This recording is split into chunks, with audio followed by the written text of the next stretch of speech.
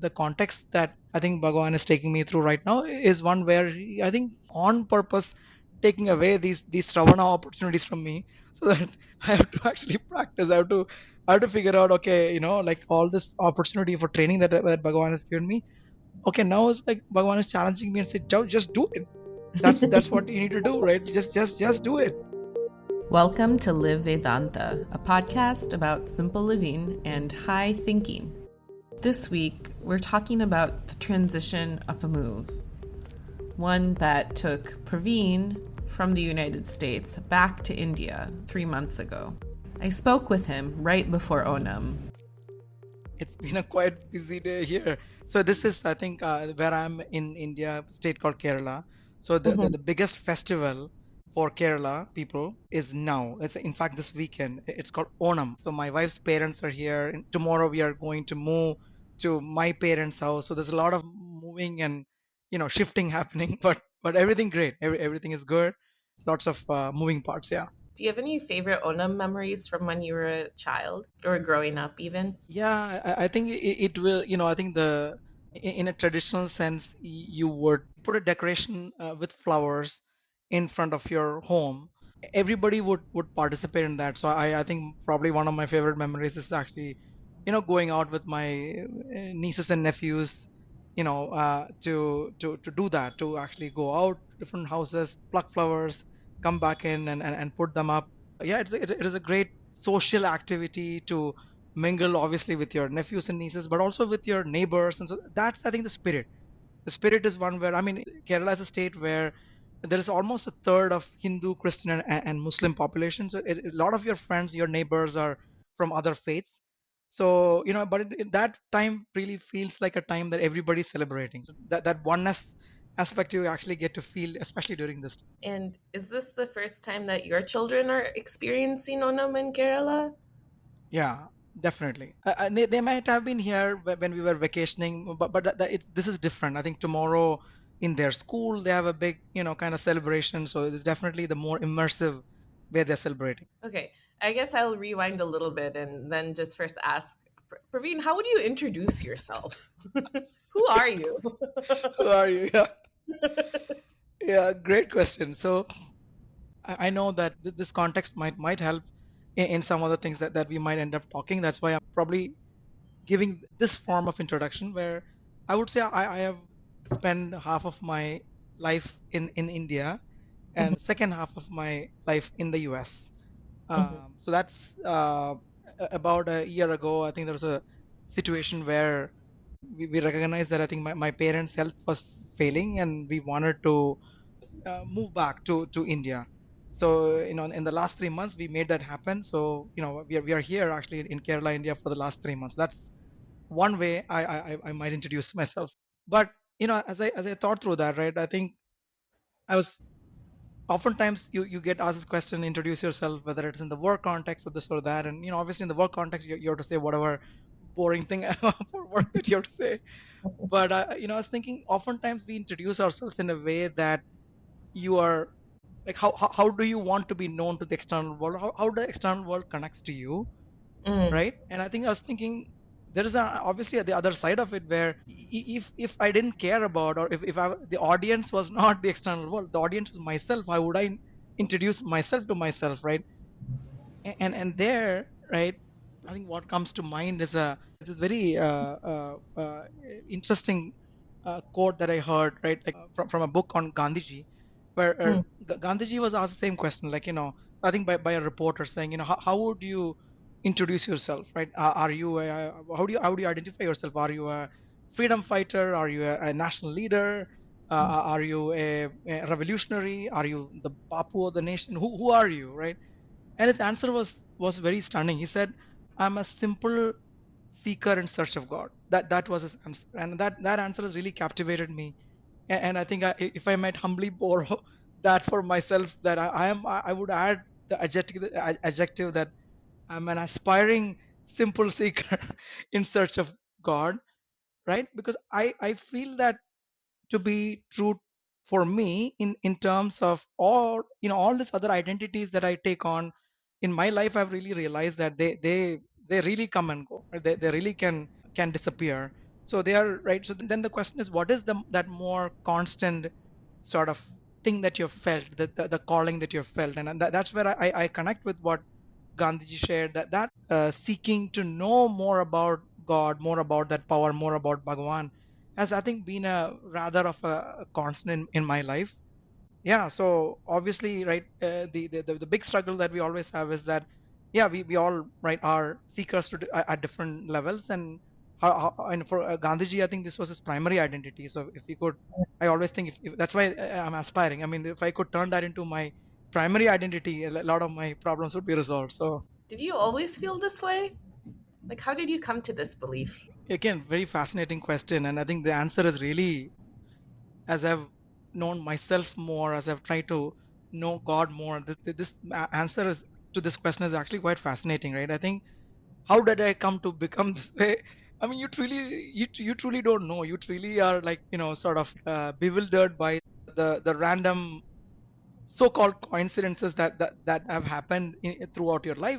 Again, I think, at this stage, if I look back with all the training and the teaching that you've gotten through listening to our scriptures and all that, you realize that it absolutely is God's custom design, that from a young age, God would, I would say, expose me to, I would say, his more of his katha, right? Like, in terms of generating so that was the first thing. I would say I was really, I had the opportunity through my grandmother to listen to a lot of Bhagavatam, in fact.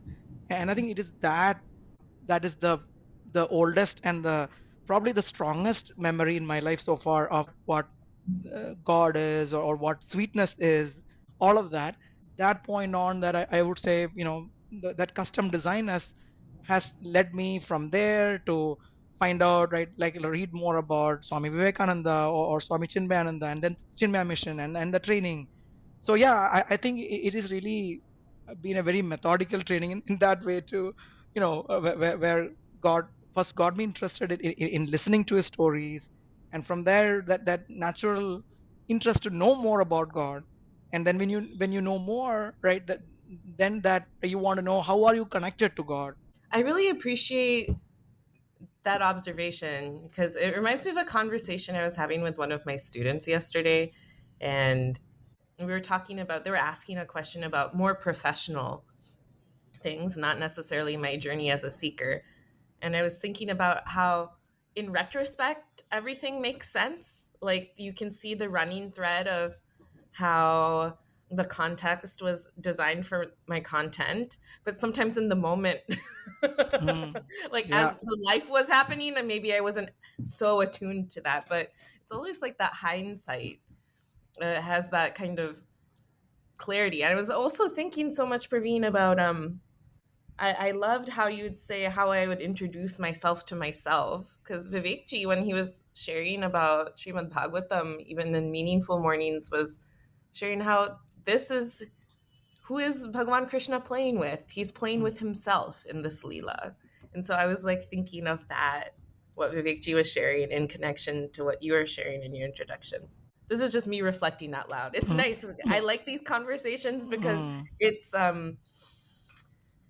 I mean, yes, it has the purpose of sharing something with other people, but also it's like good satsang. Yeah, 100%. I can't agree more. Yeah.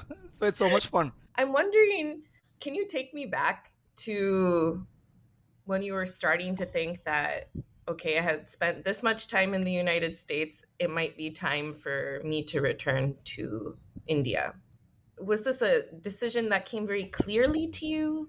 Before I share that, right, I think yeah, I wanted to share that one of the most transformative ways in which this community, the guidance that, let's say, Vivek ji has provided, has helped me, is to internalize the scriptures. That training, I think, has had an immense bearing on how I went about making that decision.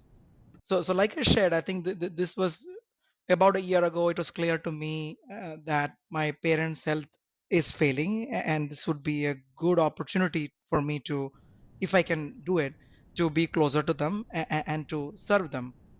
But then again, I think, like you were sharing, right? I think, like, many of these contexts are And this one especially, I think, right, has the has the footprint of something where I could easily think to myself, hey, it's just it's the right thing to do. Everyone will appreciate the fact that, yeah, it's the this guy is giving up, right, his life in US and going back to India and serving his parents. But I think I was conscious that I wanted to find out a deeper meaning of why I wanted to go back. And obviously this is right. Obviously a lot of people do it, but also I think it is, at least for us, it was definitely not an easy, quick decision, right? Especially with wife and two kids, and one of them being a teenager. If the kids were really small, it's one thing, but that was my context. The most obvious aspect is the calling, why I wanted to move. Especially when you become a parent, you realize how much sacrifice, right, parents make. And so if at the time of their need, if you could be there and do something, that's the obvious thing to do. But as I reflected more, I think what one thought came to me that, I think, like, as we have learning through the scriptures, the finality, the final message of our scriptures is that everything is divine. Divinity is everywhere, right, in all beings, in the entire world. The challenge is that, right, we can't see through it because of our imperfections, or because of duality. That's it. Divinity is everywhere, but we can't experience it. And then I think obviously our scriptures point out in clear ways that, right, I mean, your parents are one of the most accessible portals of divinity.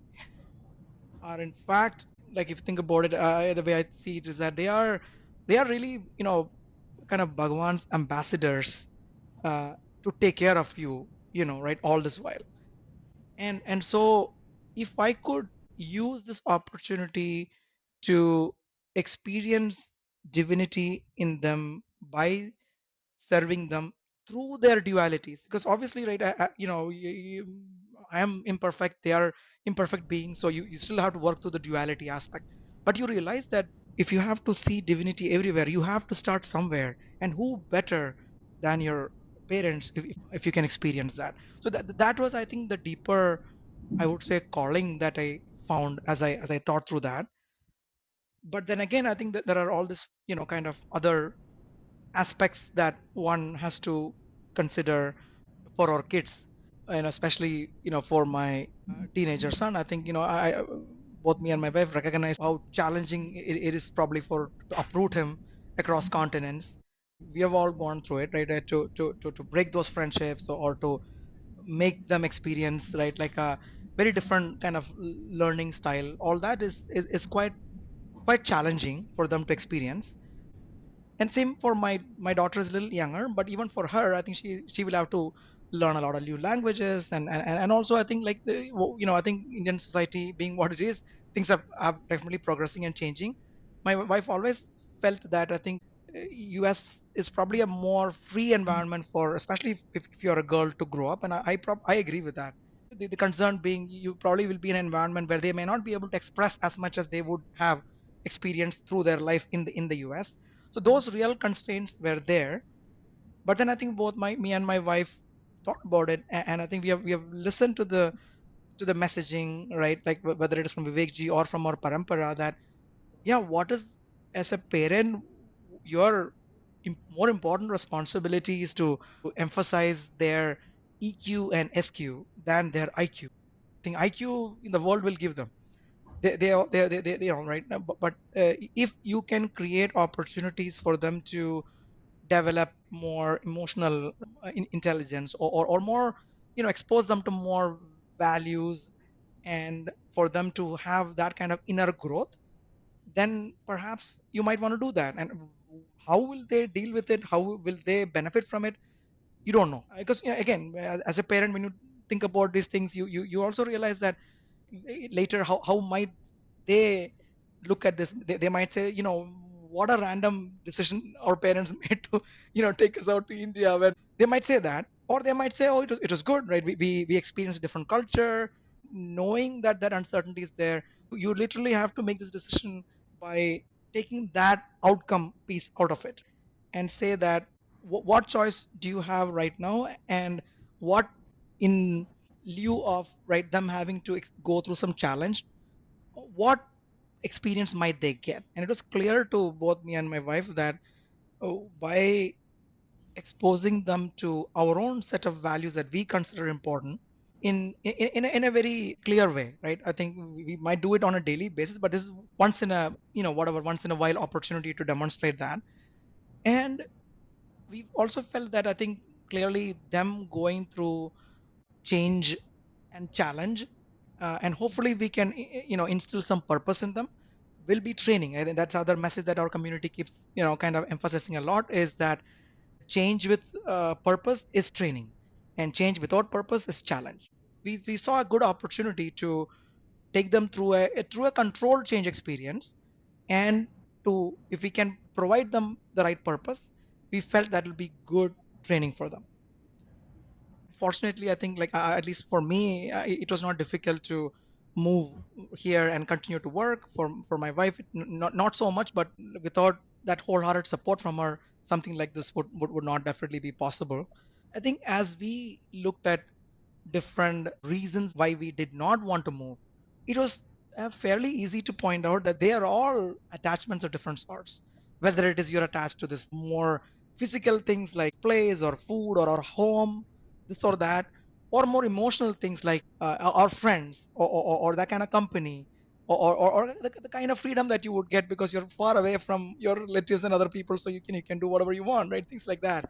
Even I would say, right, some of the other, right, like more sattvic comforts, like being in a very nice satsang. I think, where I am, there's a Chinmaya Mission Center, and it's one of the most wonderful satsangs that I would get into there. But all of that, we recognize that, I think, those are all truly those are all attachments. So what better way than to challenge ourselves to break out of that comfort zone, break out of that bubble, and experience, right, that change and challenge and training for ourselves. Yeah, I'm really resonating with what you're sharing around training and how much thought that, this wasn't a decision that was made lightly. And simultaneously, as we were making the decision, the clearer it became what you would want to do next. It sounds like you and your wife are very aligned in this sense. And how do you support that kind of clear communication between partners? Yeah, you're absolutely right. I think, I'm being blessed with a partner who, right, we are aligned in terms of many of the important values, right, about of simplicity, and being there to help people, and things like that. That, of course, helps. At least for me, it is a matter of being clear with what I am seeking, why I am wanting to do this. I think so. Sharing that in a very honest, transparent way, and having me myself thought through it, and having that kind of clarity, I think, probably helped communicate that better. We discussed many options, let's just put it that way, right? This was not the only option that we discussed, so it was really a way in which we looked at what would be overall good, right, for the family, and for our own sakes. And so I think, yeah, that sort of freedom of choice also being there. And again, to be truthful, I think we are also, right, when blessed with having enough of a privilege to think that should things change right down the road, we always have the flexibility to come back, and that's what we think. And it might or might not happen, but so all of those things help, right, I would say, to make this decision. Yeah. Yeah. I was just asking that question because I feel like it's one that Vivekji probably gets a lot around. How do you support that kind of clarity and communication in relationships? And it sounds like what I'm hearing from you, Praveen, is like when you're clear yourself on your purpose, it's much easier to come together with another person to think through the issue. There's less of the cloudiness or murkiness. Agreed. Yeah, well said. And I think I also have felt that, not just with my spouse, with any others also, the more deeper your own reasons are, I feel that it just helps you present yourself to the other person in a much more simple way. That's just my experience, right? Like, yeah, as truly as yourself, without Mhm. adding more layers, or, right, things like that. We're just coming off a retreat for exploring and evolving adults in Boston. And one of the reflections that came up is, what would it be like if we just showed up as ourselves? Or like what does it mean that in this space we're not masking and adding layers? Thinking on that, thinking on what you're sharing, I'm also thinking of what would it be like if I, in my friendships and other relationships, had fewer of those layers that we often put on ourselves. Mm. Just to add to that, I've also been recently pondering over that, and but I think it takes immense reflection to have the authenticity and depth. It's not. I've found that it's not easy because those layers are there within your personality and other people's personality, and for you to be truly confident, especially as you are navigating these, big sea change, as you put it, like big changes in life. And it's clear to me that that aspect of, that aspect of duality is there. There are people who will appreciate you for what you do, and there are people who, might not understand, they might appreciate you now, but let's say if for whatever reason, if I decide to move back to the US after a year, then they might not, understand that decision. I have to be, yeah, truly have enough depth in my own beliefs, and why I'm doing that, right? Meaning, I think it goes back to the content. I mean, this context of transitioning to India and doing this and that, I think it's just a context. In everyone's life, all these contexts are presented all the time. For me, this context has become a good opportunity to put into practice some of the things that I have been reflecting on for some time, along the self development lines. And so now it's been about 3 months since you've been in India, and we've been focusing really on this high level. I'm wondering what has been the most challenging thing so far. While we thought about potentially what some of the challenges could be, like many things in life, like when you have your first kid or some, or when you get married or whatever, I think I would say both the challenges and the opportunity you always underestimate. At least I always underestimate both the challenges and the opportunity, right? I think on the other side of it, one of the most challenging things has been to, see your kids actually suffer, right? For any parent, it is not easy, right? I think like it might be small things, but for them, they're not small, right? You can say, yeah, it's no big deal. You'll be fine in 2 months, but for them, they are not small, and I think we have to respect that. And I think so we have to try to put, because there's nobody else who can remotely even put, right, like can be in their shoes, other than ourselves. We can't quite do it, but at least we are the closest beings who can try to do that. And when we try to empathize like that, you realize, wow, they are being hit with, like, a thousand changes all at once, right? All the way from physical to emotional to, all that. Honestly, that's been the so far it's just been 3 months, that's really been the hardest thing, is to hold steady while they suffer. And like when you have a teenager, obviously he will point out that, you are the cause.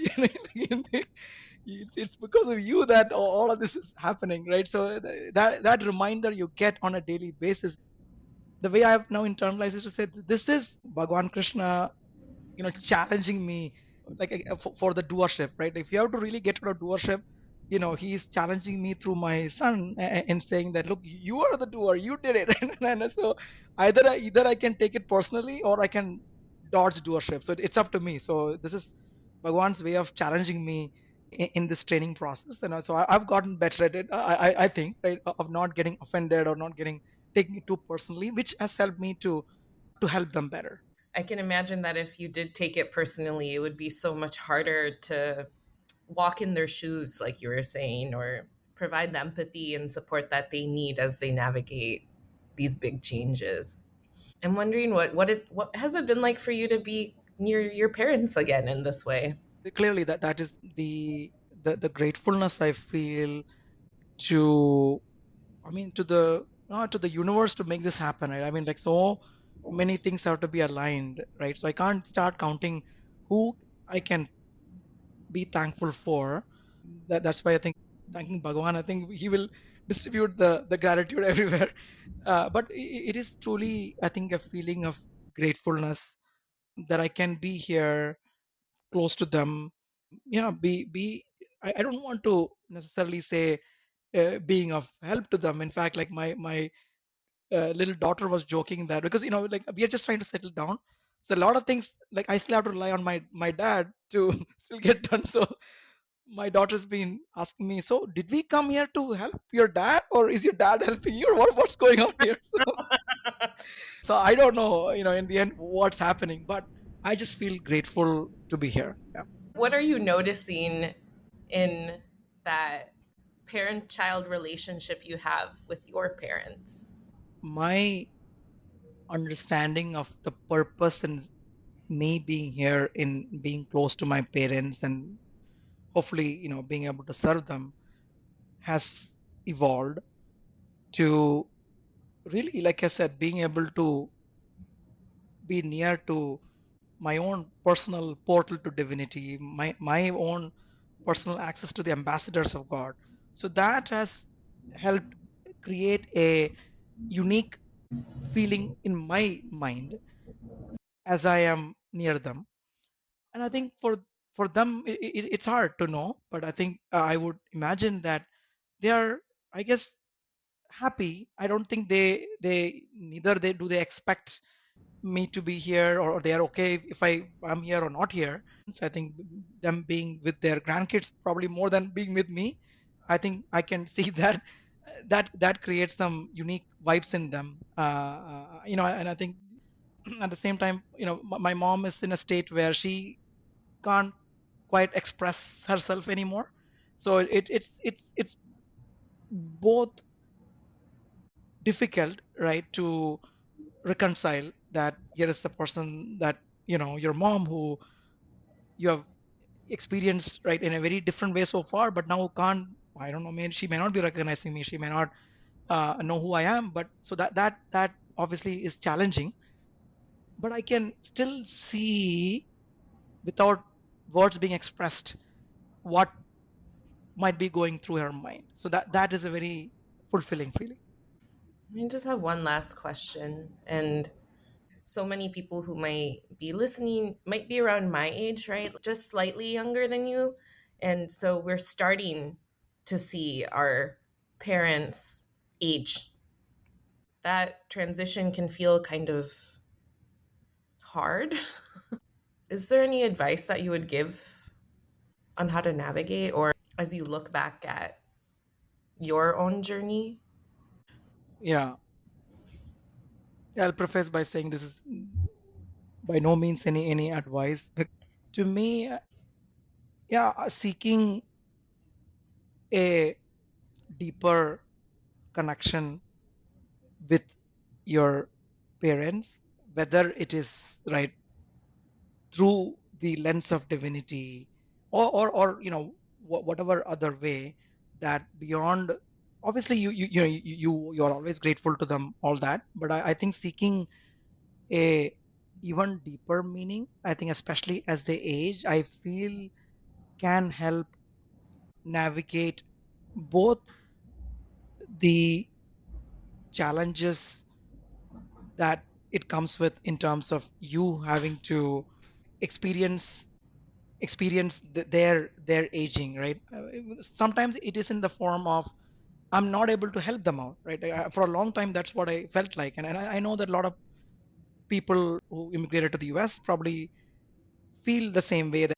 The answer to that, I feel, is that, and that's okay. I mean, my unique context just so happened that I think I could make a decision like this. So I guess the other way I say is that I think it's not also necessary that you need to be physically closer to them. If you can do it, well and good. But Bhagavan gives each of us unique context. In some other cases, you may not be able to be closer to them, and be there when they really need, and things like that. But there, that time also feeling peaceful, I feel, helps you. Because if you always feel anxious that, oh, I wish I was there, I wish I could do this, that also is, it makes you feel very, I guess, less peaceful. But I think, like, knowing that that is the context that Bhagwan is providing, yet I am able to, when I am able to serve them, I have a deeper, right, relationship, a way to relate to them is just the way I look at it. So that might be a perspective.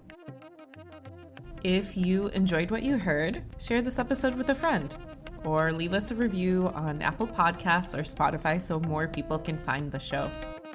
If you are curious about ways you can dig deeper into your Vedantic study, we have courses, workshops, videos, so much more, many of which you can access on our website, chinmayaniagara.com, or tune in regularly on Facebook and Instagram at CM Niagara. In a couple more episodes, we'll be starting season 7 of the podcast. Can you believe it? But until then, until next time, inspire, love, be.